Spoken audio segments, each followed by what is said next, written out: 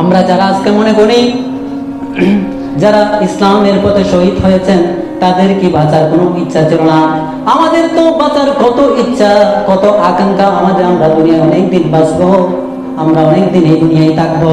ইমাম হুসাইনের কি দুনিয়ায় থাকতে ইচ্ছা করে নাই? আহলে বাইত যারা শহীদ হয়েছে কারবালার ময়দানে তাদের কি বাঁচার কোনো ইচ্ছা নেই?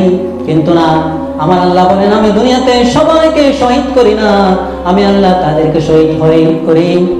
وَلِيَعْلَمَ اللَّهُ الَّذِينَ آمَنُوا وَيَتَّخِذَ مِنكُمْ شُهَدَاءَ وَاللَّهُ لَا يُحِبُّ الظَّالِمِينَ। সূরা আলে ইমরানের 140 নম্বর আয়াত।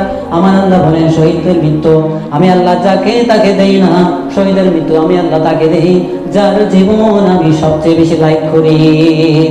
ইমাম হুসাইন আহলে বাইত যারা শহীদ হয়েছেন তাদের জীবন আমার আল্লাহ চাইলে তাদেরকে বাঁচাতে পারতো, কিন্তু আমার আল্লাহ যেহেতু শহীদের মরণ সবচেয়ে বেশি লাইক করে, সবচেয়ে বেশি পছন্দ করে, তাই ইমাম আলী মাকাম সহ দুধের শিশু আলী আসগর সহ এবং মোহাম্মদ ইবনাস আকিল মুসলিম ইবনে আকিলের সন্তান মোহাম্মদ ইব্রাহিম সহ শিশুদের পর্যন্ত শহীদ করে আমার আল্লাহ প্রমাণ করেছেন আমি আল্লাহ আহলে বাইতদেরকে বেশি ভালোবাসি।